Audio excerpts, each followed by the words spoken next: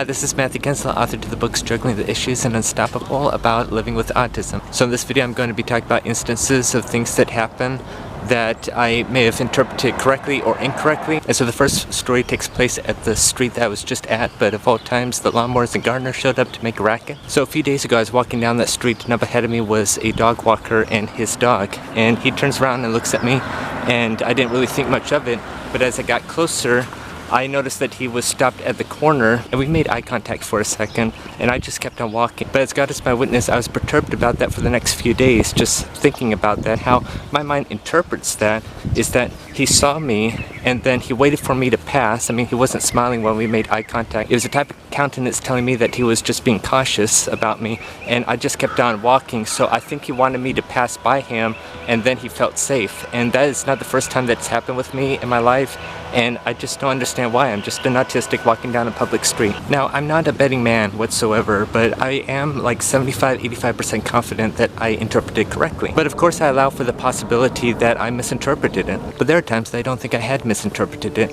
For example, last January I was walking down this very street, and there's a black pickup truck that was pulling out, and he was pulling out slowly, and I passed by it and I heard, "Hey, hey," and I'm like, was he talking to me? So I turned around and he had his camera pointed at me from his phone. And he put his phone down and just booked it.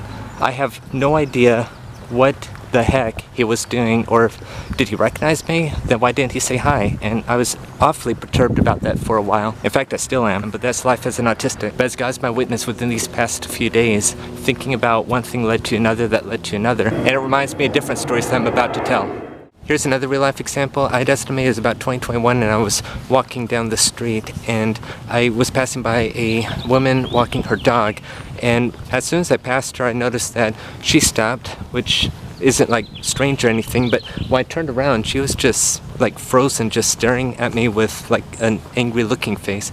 And I'm trying not to assume anything, and I continued to walk, and I looked back and she's still staring me down, just stopped dead in her tracks.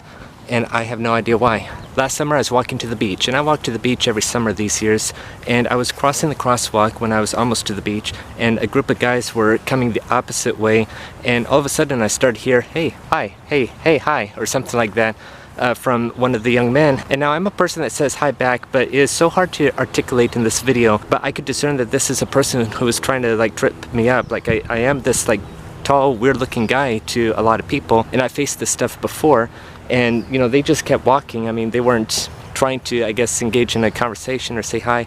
It's hard to explain, but I do not believe that he was like trying to be neighborly, but he was just thinking I was an easy target for bullying and discrimination, I guess. And something that subtle just keeps me up at night. And literally, I mean, this happened last year. I still feel as if it happened a couple seconds ago. I try my best to retain happy memories, but sometimes I can't, and sometimes one memory leads to the other. So when I was thinking about the beach last year, I think about the beach in 2023. And when I was on Newport Pier in July 2023, there's this man that just started to cuss and cuss and cuss and cuss and cuss at me.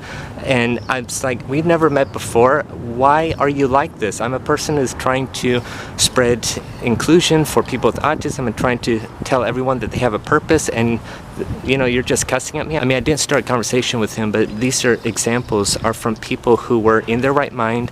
This wasn't just a random person that wasn't in their right mind. I do believe that was targeted to me in some way. So this is an example of how me with an autistic brain interpret or misconstrue those in the neighborhood. There's one thing I think I should add. I know that every single thing that goes on isn't meant to be mean to me necessarily. And last year, before my Zoom call for the master's program, I was walking to Starbucks around here, and this car stopped behind me, and I heard these two young gentlemen, you know, laughing and joking among themselves about stealing something, like stealing a parking space, very loud. And I turned around and they start laughing at me and just storm off.